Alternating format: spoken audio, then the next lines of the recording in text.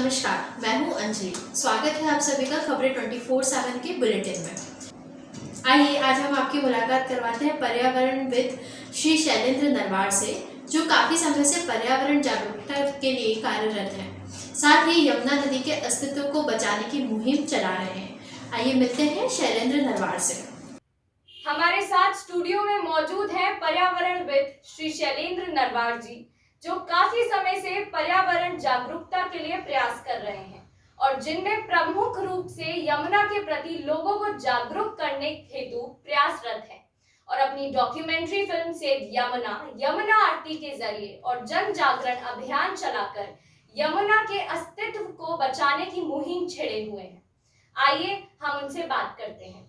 शैलेंद्र जी नमस्कार, आपका खबरें 24 के स्टूडियो में स्वागत है। नमस्कार प्रगति जी। तो आपसे हम ये जानना चाहते हैं कि यमुना आज अपना अस्तित्व खो रही है, आप इसे बचाने के लिए क्या कर रहे हैं? देखिए, यमुना एक ऐसी नदी है जो अपनी पौराणिक मान्यता, ऐतिहासिक मान्यताओं को रखती है, लेकिन इसके बावजूद भी आज वो एक तरह से मरणासन अवस्था में पहुंच गई है, जिसके पीछे बहुत सारे कारण हैं। उसके चलते हुए यमुना किस प्रकार से बचे, उसके लिए हम अपने स्तर से और विशेष रूप से रिवर कनेक्ट अभियान के माध्यम से लोगों को अवेयर कर रहे हैं कि समय रहते हुए इस नदी के अस्तित्व को बचा लिया जाए। यह केवल आगरा ही नहीं, अपितु लगभग 21 शहरों की जीवन रेखा है, जो यमुनोत्री से लेकर के प्रयाग तक तकरीबन 21 शहरों से होकर के गुजरती है। तो रिवर कनेक्ट कैंपेन के माध्यम से, जो कि 1 अप्रैल 2015 से निरंतर रूप से चलाया जा रहा है, और इस अभियान के जरिए इस नदी के प्रति लोगों को जागरूक करने का कार्य कर रहे हैं। क्या आप हमें बता सकते हैं रिवर कनेक्ट कैंपेन है क्या, और आप इसके जरिए कैसे लोगों को जागरूक कर रहे हैं? देखिए, रिवर कनेक्ट कैंपेन, जैसा कि इसके शब्दों से ही आपको कुछ समझ में आ रहा होगा, रिवर से कनेक्ट करने का एक कैंपेन। और 1 अप्रैल 2015 को आदरणीय ब्रज खंडेलवाल जी और उनके साथ एक टीम के रूप में मथुराधीश परिवार के महंत आदरणीय नंदन श्रोत्री जी, डॉक्टर देवाशीष भट्टाचार्य जी, रंजन शर्मा जी, और भी पूरी एक टीम के रूप में, जिसमें मैं भी एक पार्ट हूं, उसको चलाया जाना शुरू हुआ 1 अप्रैल 2015 से। और इसका एक सबसे महत्वपूर्ण पार्ट है, वो है रोज शाम को की जाने वाली यमुना आरती।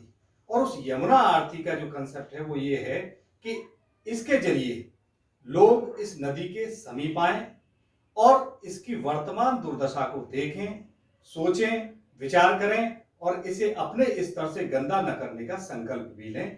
तो ये रिवर कनेक्ट अभियान का मुख्य रूप से उद्देश्य है कि ये नदी को लोग जो है बचाने के लिए आगे आएं। इस नदी में जो नदी का स्वरूप होता है वो उसके पानी से होता है। नदी में पानी रहे, इसमें किसी प्रकार की गंदगी न डाली जाए और लोग जो हैं इसके प्रति अवेयर हों। तो ये रिवर कनेक्ट कैंपेन का उद्देश्य है।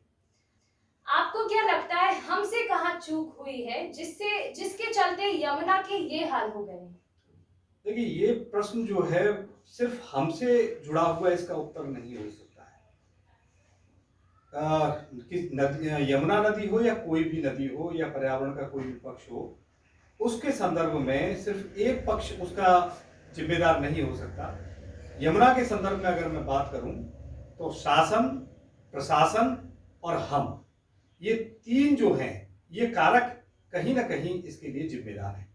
शासन के स्तर से मजबूत नीतियां बनाई जाएं, जिससे कि इस नदी में लगातार पानी रहे, जिससे कि इस नदी को गंदा न किया जाए, नदी में किसी भी रूप में नाले न गिरें। इस प्रकार की मजबूत जो नीति बनाने का कार्य है वो शासन का है। जहां भी उन नीतियों में जो पूर्व में बनाई गई हैं, उन नीतियों में जो कमियां, उनको दूर करके मजबूत नीति बनाई जाए। दूसरे नंबर पर आता है प्रशासन। प्रशासन का कार्य है कि जो शासन द्वारा नीतियां बनाई गई हैं, उन नीतियों को सख्ती के साथ, मजबूती के साथ, दृढ़ संकल्प के साथ उनको अमल में लेकर आए, उनको इम्प्लीमेंट करें। ये प्रशासन का कार्य है। प्रशासन उन नीतियों को पूरी तरह से ईमानदारी के साथ उनका जो है अनुपालन कराना सुनिश्चित करें। और तीसरे नंबर पे आते हैं फिर हम।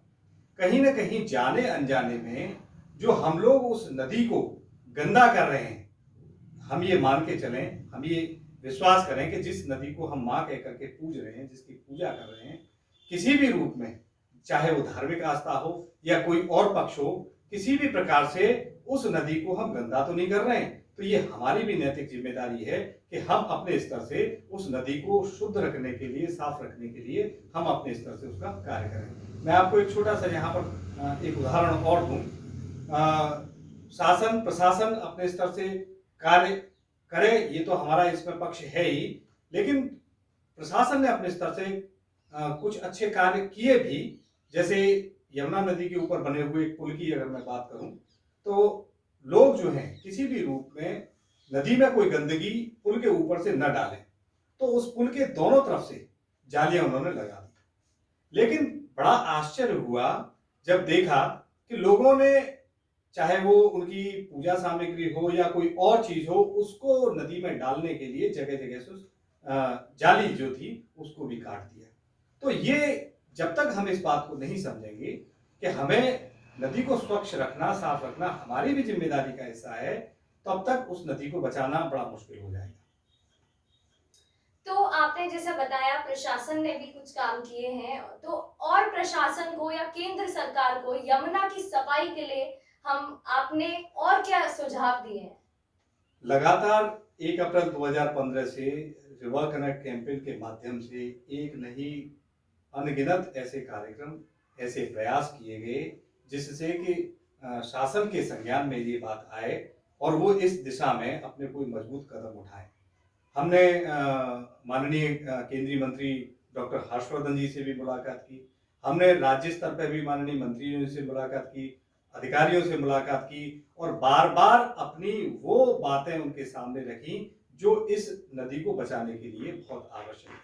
सबसे महत्वपूर्ण चीजों में उनमें एक तो ये है कि जो दर्जनों नाले हैं वो बिना किसी ट्रीटमेंट के सीधे नदी में गिर रहे हैं।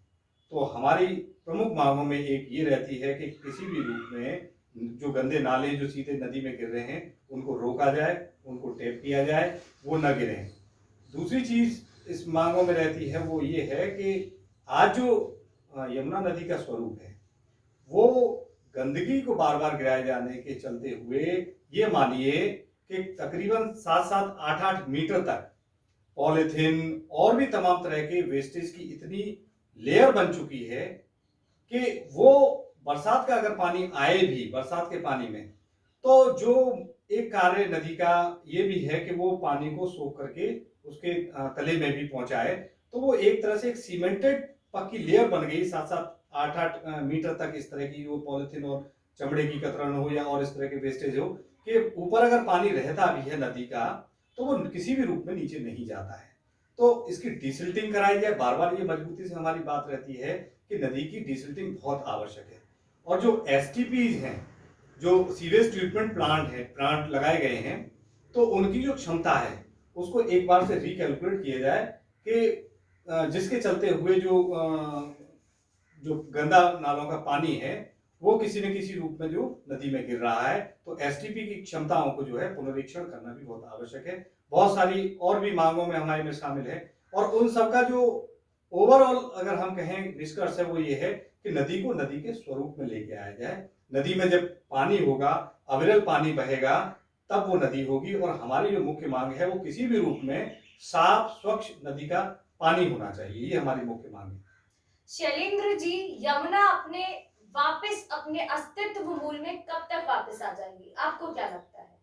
देखिए, इस वक्त की जो स्थितियां हैं वो कहीं ना कहीं किसी भी रूप में हम लोगों से ही जुड़ी है उसकी इस दुर्दशा के लिए।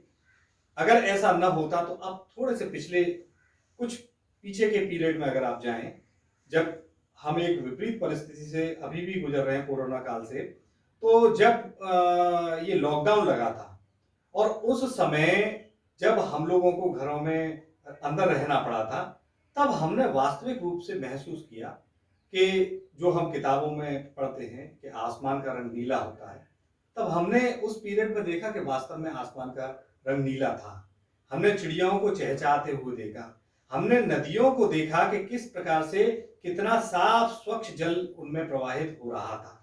तो जब हमें महसूस हुआ कि किसी न किसी रूप में जितनी भी जो गड़बड़ी हो रही है प्राकृतिक संसाधनों के साथ, वो प्रत्यक्ष अप्रत्यक्ष रूप से हमसे ही जुड़ी हुई, उसके लिए जिम्मेदार हम लोग हैं।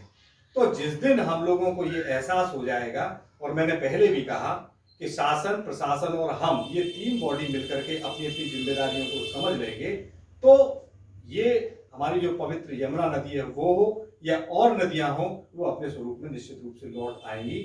हमारी एक उम्मीद सकारात्मक रहती है और इन्हीं उम्मीदों को लेकर के हम निरंतर रूप से प्रयासरत हैं, और हमारा ऐसा मानना है कि ये अपने अपने पक्ष बहुत शीघ्र ही शायद इस बात का एहसास करेंगे। हमारे साथ थे पर्यावरणविद शैलेंद्र नरवार जी, हम उनका धन्यवाद करते हैं। उन्होंने बताया कि किस तरह यमुना नदी अपने मूल अस्तित्व में वापस आ सकती है। हम भी हमारे चैनल खबरें 24/7 के माध्यम से लोगों से अपील करते हैं कि यमुना ही नहीं, सभी नदियों का आप भी माँ के समान ख्याल रखें, उसमें पूजन सामग्री कचरा ना फेंकें, और समय समय पर गंदे नालों और फैक्ट्रियों के केमिकल युक्त मिलाने वाले पानी से सरकार को अवगत कराएं। मुझे दीजिए इजाजत, नमस्कार। जब तक दवाई नहीं तब तक ढिलाई नहीं।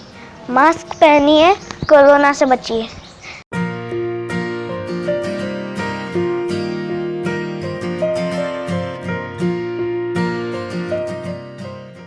बने रहिए खबरें 24/7 के साथ।